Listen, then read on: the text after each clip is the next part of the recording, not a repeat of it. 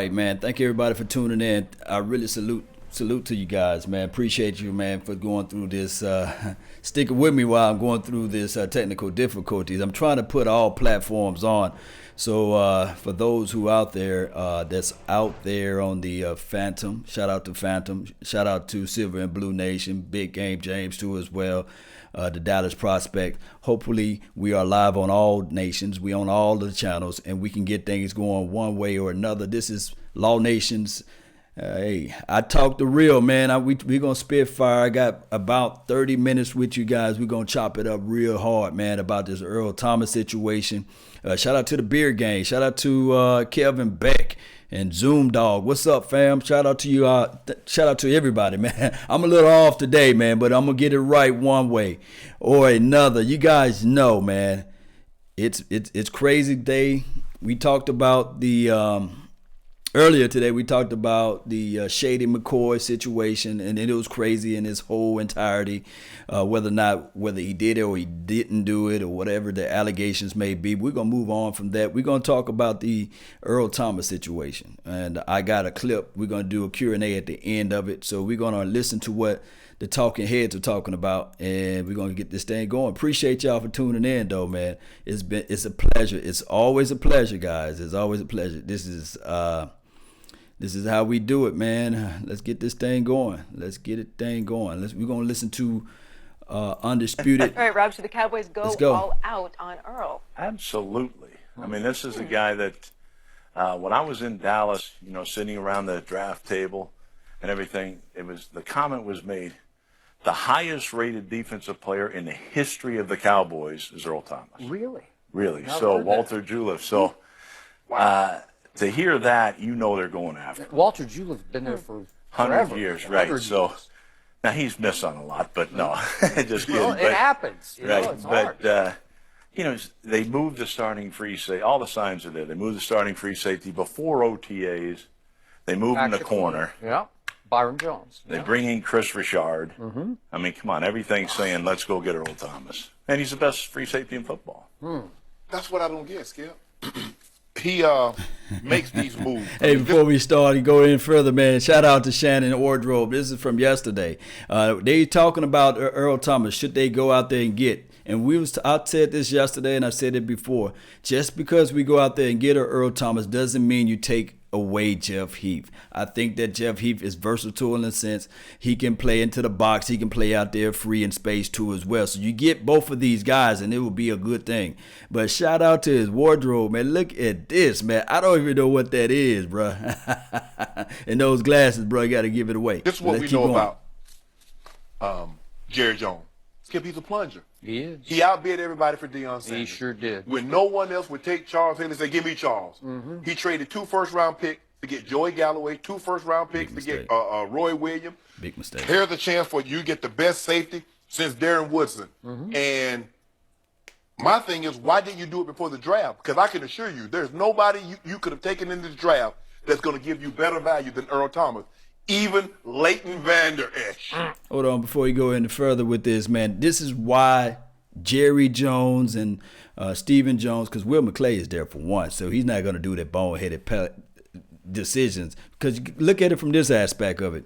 We knew for sure, without a shot of a doubt, that the Seattle Seahawks, they wanted a first and a second round pick for Earl Thomas. And come on, we wasn't going to give up that much real estate for Earl Thomas. We're not going to pay all that cash. I think that this new regime with Stephen Jones now in the mix and also Will McClay, they're going to make the nice decision. They're not going to go out there and just make a knee-jerk decision and go out there and just put all this money and resources on Earl Thomas.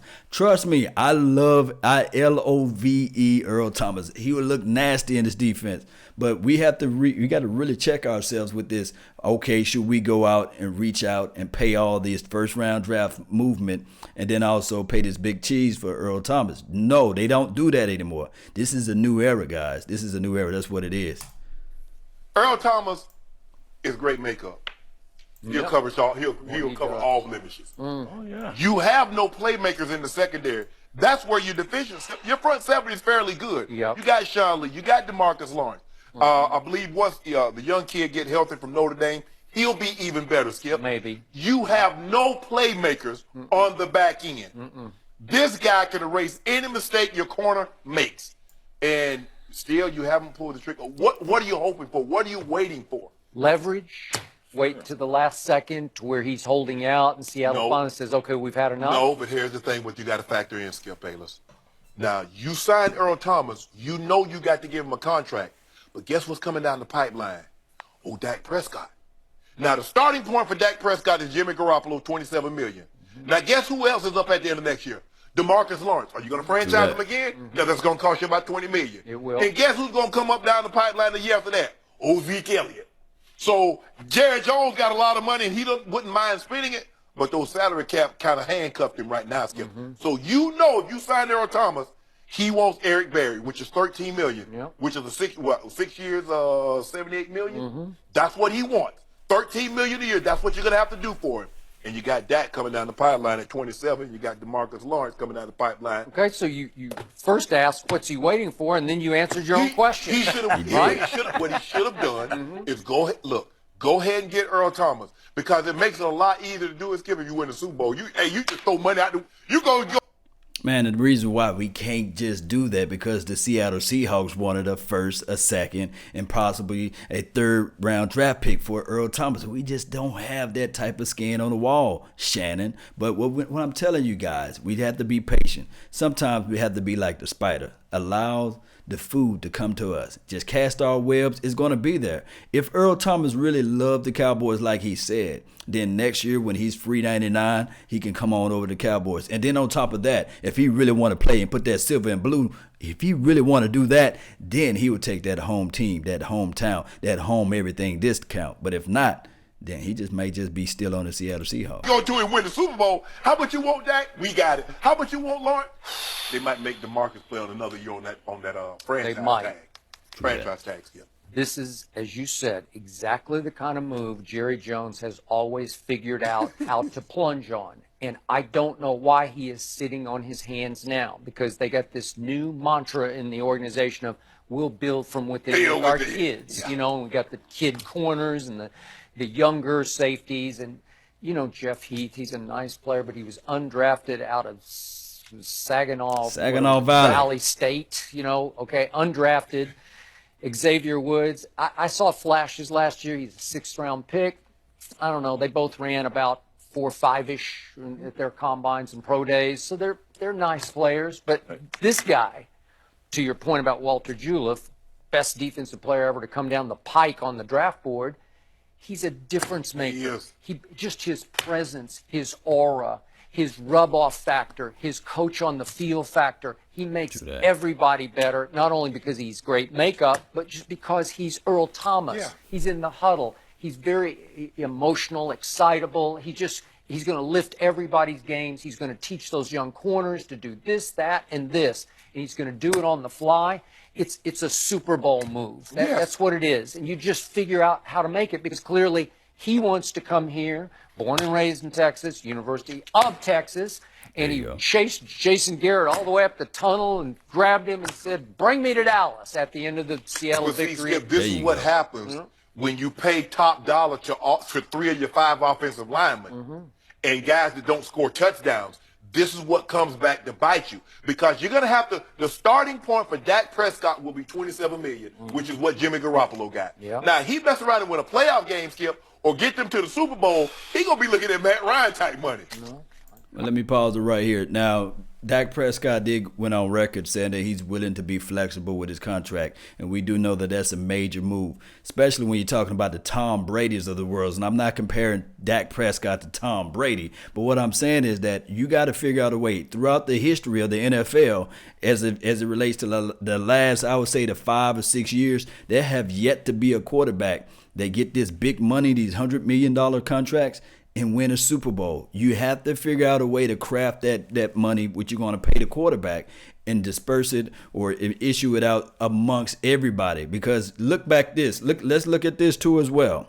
We go all the way back to when Tony Romo was a quarterback of the Dallas Cowboys.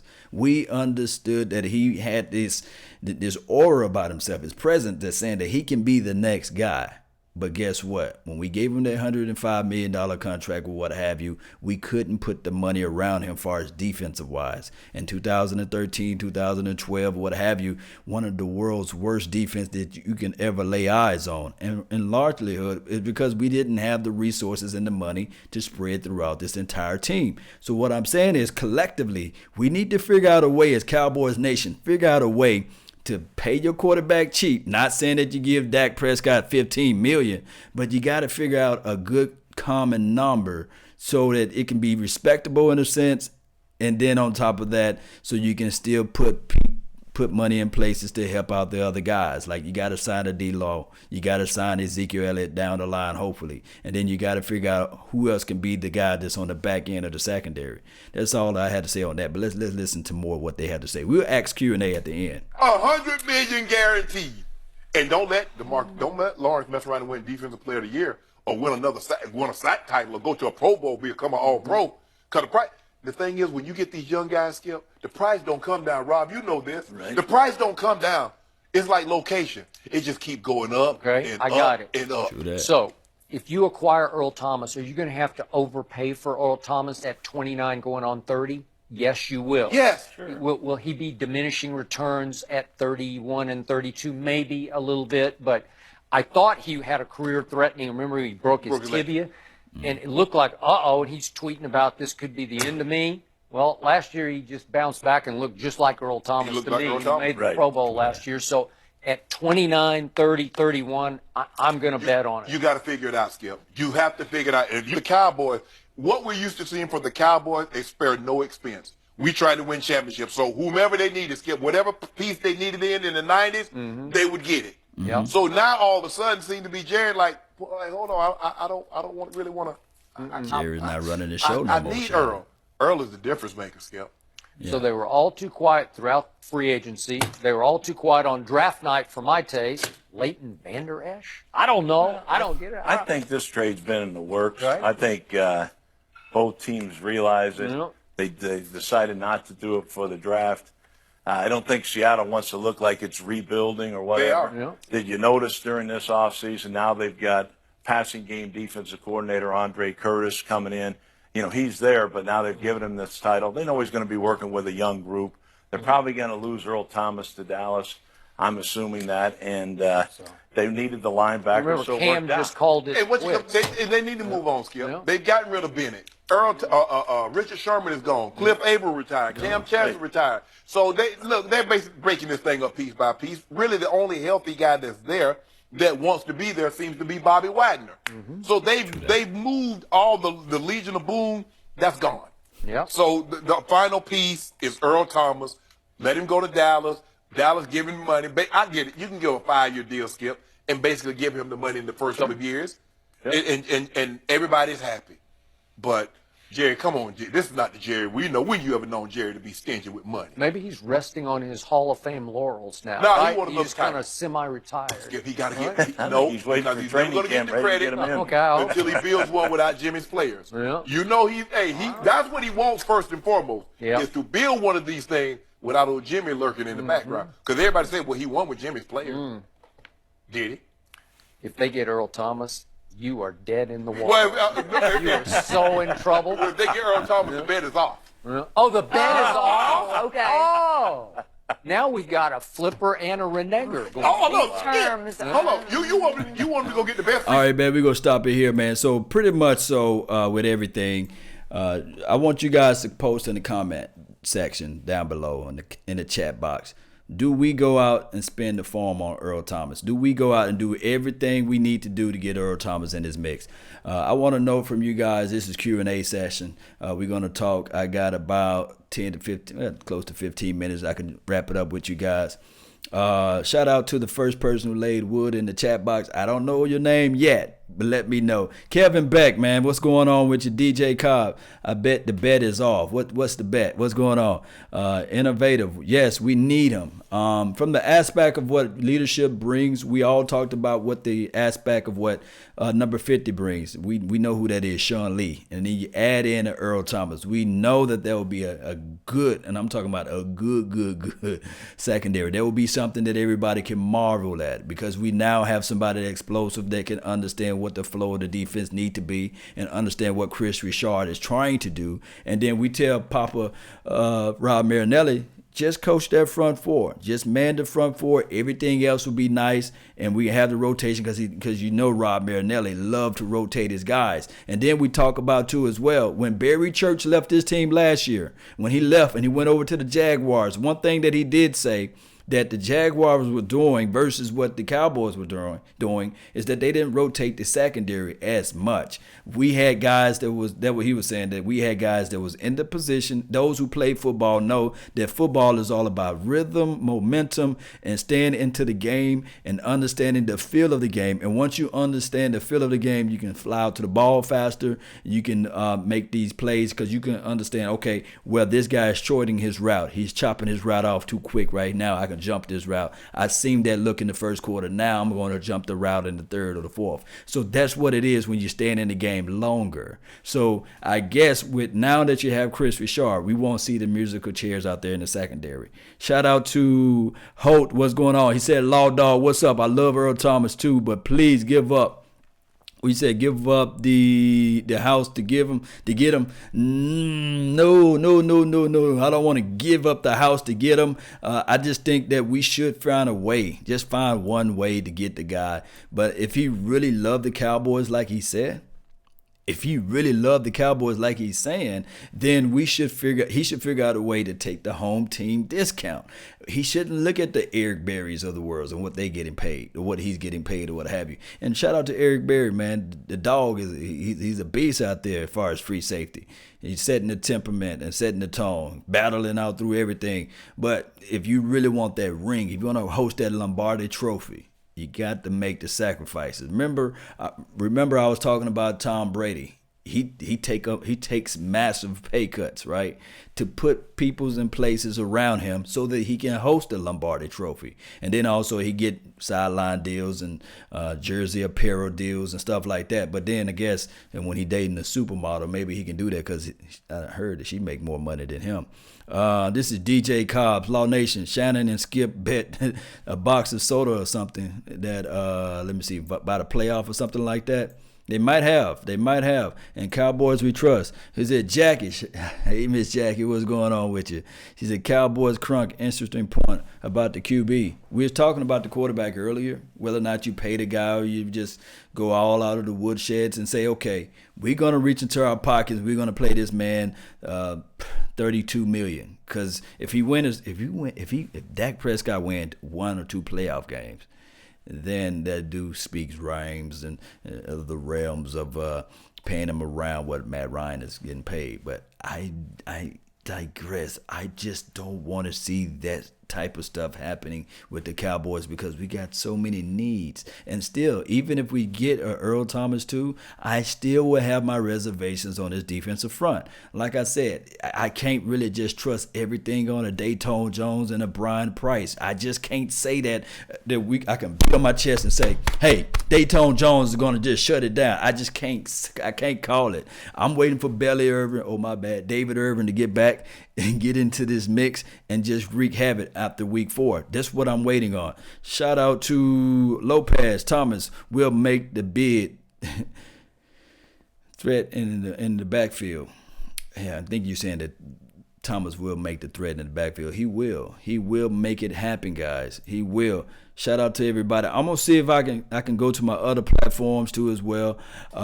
Shout out to those who watching through via Facebook. I'm on Phantom. I'm on EBSN. I'm on the actual Big Game James Page, silver and blue. You guys see the silver and blue behind me. DDP too as well. The Dallas Prospect Show. I'm on every platform right now, so shout out to those. And also, you guys can follow me on Twitter, and also I want to say Instagram, and as well as Periscope. We live like 95, baby. Let's get this thing going. My bad, big dog, big threat. Yes, Ninja Nuts. What's going on? He's a high school kid. You know who's a high school kid? Let me know. DJ, what's up, man? Jerry wants to replace Dak with his grandson. Man, his grandson got to go to college first, and he got to ball out then. He can maybe have a chance to go into the National Football League if he continued to grow. He's still small. He still don't have all the throws. Come on now. Craig English, what's up? What's good, fam? Hey, what's going on, Gracia, man? Hey, why do people hate Dak? I can get into more details of why people hate Dak. This is the reason why. And let me pop my collar, because this is the reason why people don't like Dak. Because it's the xenophobia. They never seen a quarterback in that position outside of a Quincy Carter, outside of a Tony Banks that play for the America's team. And of course, I can throw in a Cunningham too as well.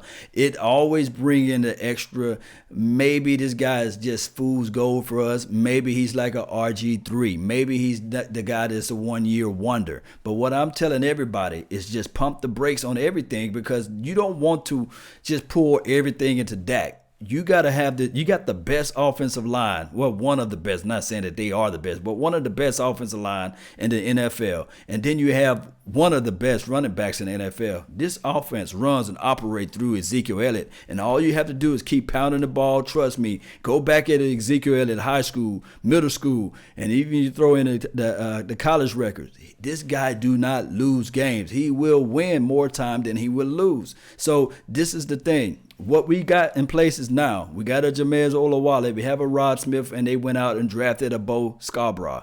What they're saying is they're going to be a run-first team. Now that you have a different philosophy with the Tavon Austin, because now with Tavon Austin, you can run the reverse sweeps, you can catch those loop-around plays too as well. So you got all these things in place, and everybody's still just focusing on Dak Prescott.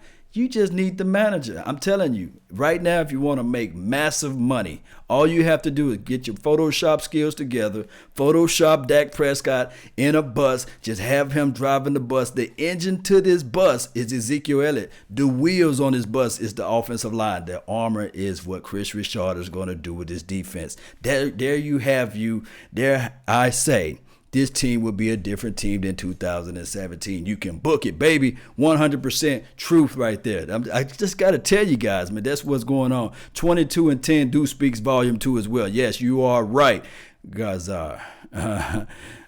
He is a winner. This is Jackie. Yeah, you can't. The one thing that you can't count on is the intangibles. Those things that you just don't see. That is exactly what he brings to the table. Now, this is my reservation from last year as far as the defense. Although we was 8th ranked overall in defense, although we had those gaudy numbers as far as, oh, look at this, look at that. But we was bottom half on third down defense. I think 27 or 28 overall on third down defense. In order for us to make any move, any strides towards the playoff, this team have to become at least top 10, top 12 in third down defense. You got to be stingy. You cannot play back and allow the opposition to make things happen for them. You have to change the thing. That's why I'm saying, that's why you have a Chris Richard. And on top of that, on what Brian Broder said today as I was driving in my car, driving up here trying to do this radio show and trying to do this podcast. Go check out my podcast. The link should be down in the description box below. Brian Broder said they may be flexing Jordan Lewis into the inside. Reason being is because you got Byron Jones now. He's going to be the outside corner, and then you have the Cheeto Bear Woozier. Those are your two outside corners. And then did I add in the fact that you have the emergence of Anthony Brown? We do know they had a sophomore slump last year, right? So this team is different. This team, defensive-wise, Chris Richard is looking for that length, strength, that range in these cornerbacks, and that is what he's doing. And it's just different. We can't say that this year is going to be the same year that it was last year because we don't have all of the drama. This is 5 group. Why are fans playing the race card with Dak?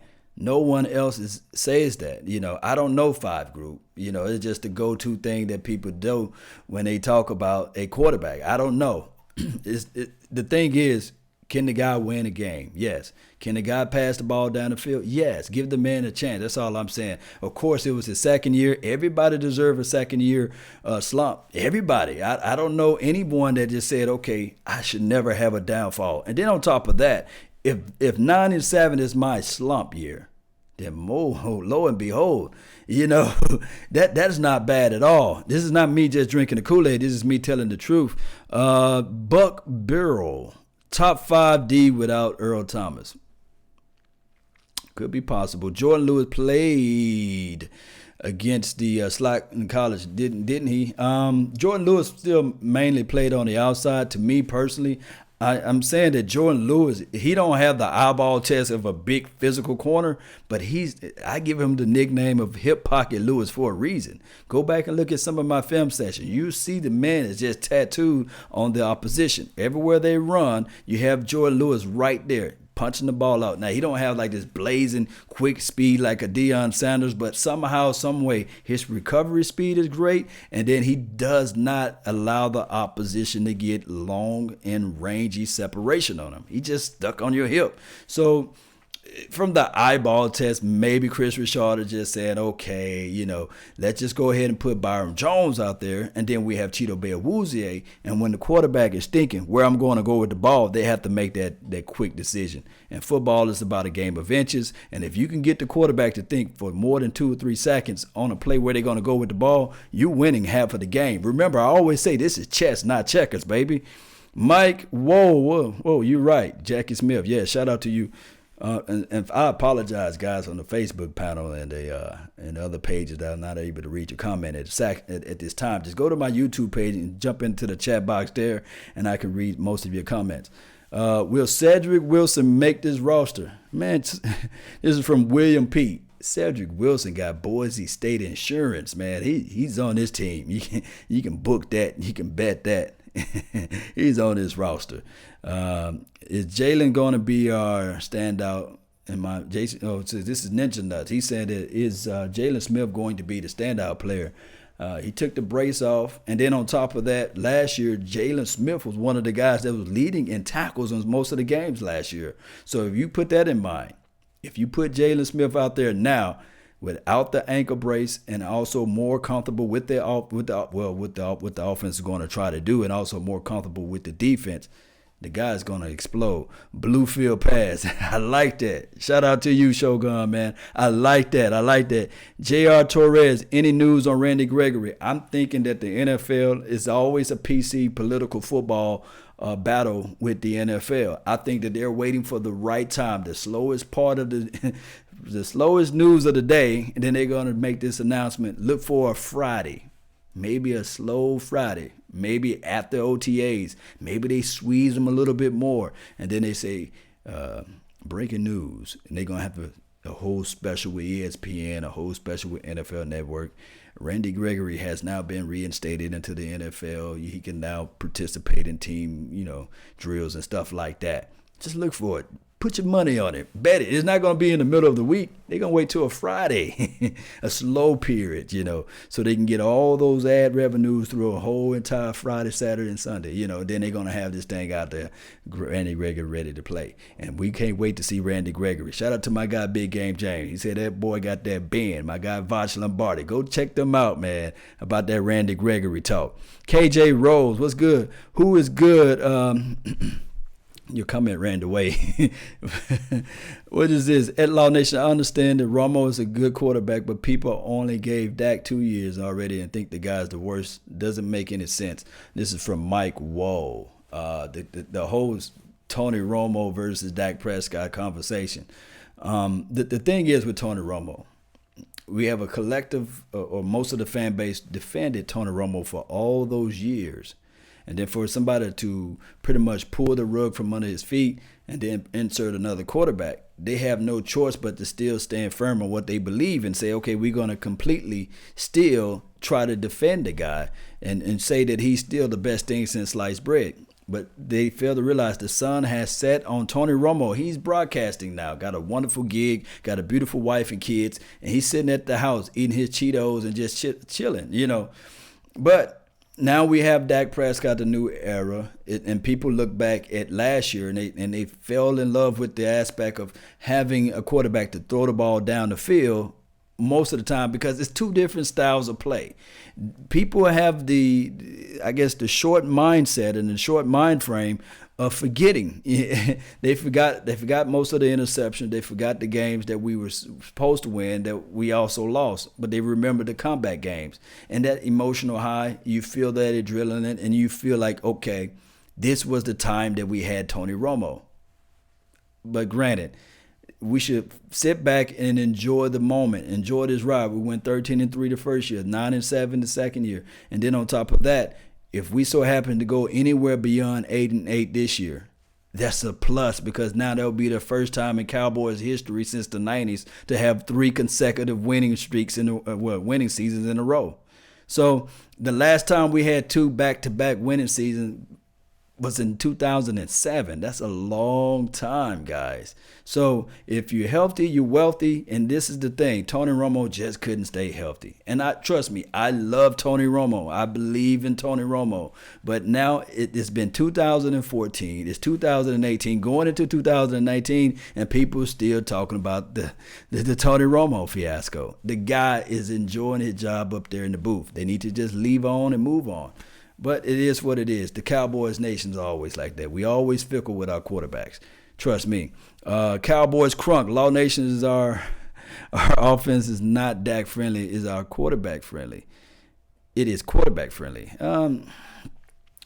You got, well, you can say it's Zeke friendly. You know, every team designed to build around either their offensive line, their running back, or their quarterback. They try to set up those things. The teams really and rarely build around wide receivers. They rarely build around other guys that's on their team. And here's why. Name me in the last 4 or 5 years, who was the dominant wide receiver that got paid all that big money to win a Super Bowl? I was sit and wait. It's just been forever and a day. We just don't have those type of things. Leighton Vander Esch is another Luke Kuechly. This is from D. Will. I don't know, man. Shout out to the Callaway the best way, man. It's too soon. I want Leighton Vander Esch to prove that he can get out there in the field and not worry about his ankle, right? Because that's all we heard all this offseason. His ankle hurt, you know. So we want to see what Leighton Vander Esch can do in the following weeks.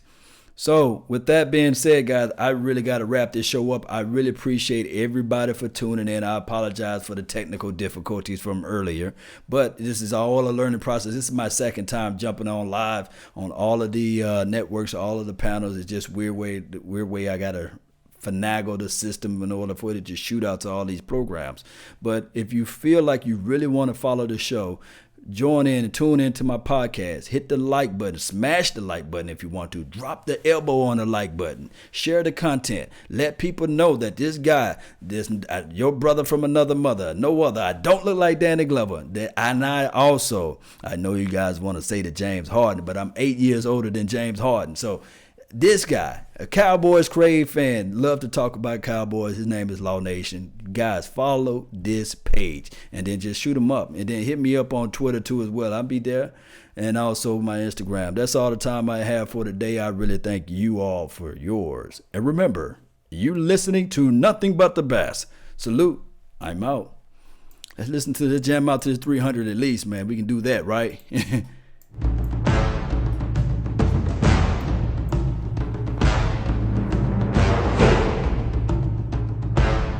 Shout out to you, man.